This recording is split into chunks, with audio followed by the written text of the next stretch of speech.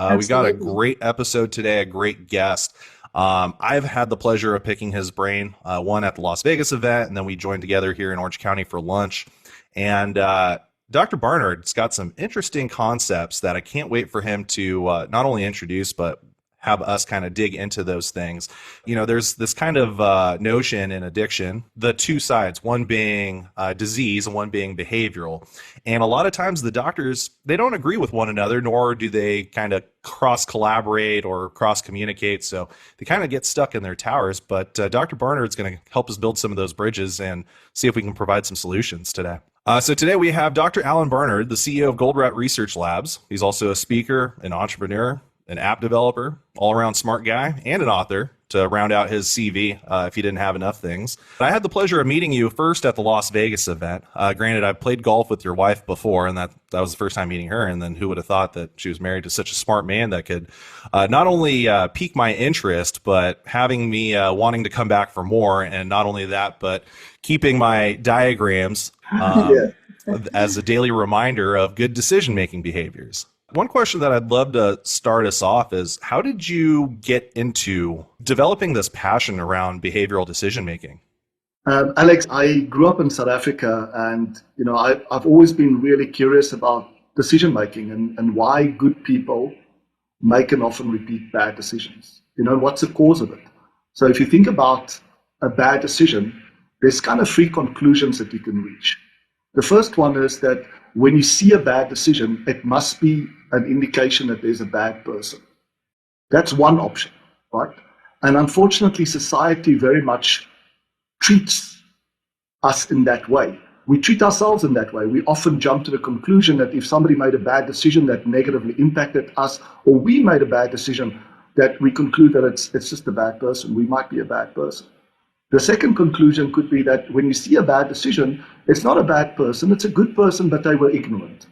Now, that's a pretty easy one to test, because if you give them education, if you remove their ignorance, and you see the behavior changes, the decision changes, then you know it was because they were ignorant. By far, the majority of bad decisions are not because one of those two reasons. It's because good people have bad assumptions. And of course, the way that we grow up, the traumas that we experience, the events that we have to deal with in our life shapes what our assumptions and beliefs are. Now, we know in science that, assumptions you can never prove right. You can only prove it wrong. You can look at millions of swans and they're all white every time you check. And then can you come up with a conclusion that all swans are white? No, it just takes one black swan, to tell you that, no, it's not true. The same thing, I can grow up in a very poor community, and I can say, well, my starting conditions is what's affecting my impact. It's affecting my success or failure. It influences the decisions that I make. I only need to find one person that came from the same community that managed to escape and become very successful to disprove for me that the assumption is that it's our starting conditions. So that's kind of how I started, and I became very curious about decision making. And the first thing that strikes you is, we make thousands of decisions every single day. Kind of 35,000 is the common sort of number that people quote. And that can be really overwhelming until you realize that most of those decisions don't matter at all. What I eat, what I drink, how I get to work, how I respond most of the time. Most of the time it doesn't matter, but there's a few decisions that matter a lot. They are the difference between success and failure. And specifically the two ones that matter a lot is ones that has a big downside if it doesn't work. If whatever decision that we've made to respond it turns out to be unsuccessful, if it has a big downside, that matters a lot. I call them hell no decisions. Anything that has a small upside if it works and a big downside if it doesn't is a hell no decision. Stay away from those. They can ruin you personally. They can ruin the people that you care about and your business. On the other scale, there's the hell yes decisions, which is ones that has a big upside if it works and a small downside if it doesn't work.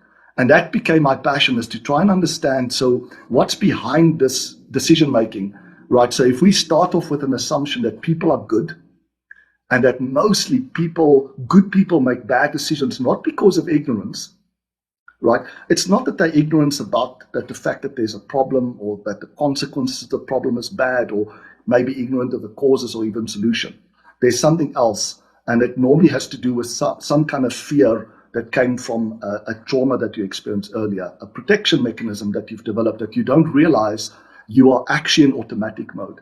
So part of what my passion has been, and the research that my research lab does, is not just understanding why good people make and often repeat bad decisions, but to give them a simple way of slowing down their thinking so that they are responding, not reacting, and in the process, essentially discovering and overcoming limiting assumptions or beliefs, the ones that we call bad. And it's not bad because it's wrong, it's bad because it's not helpful, it's harmful.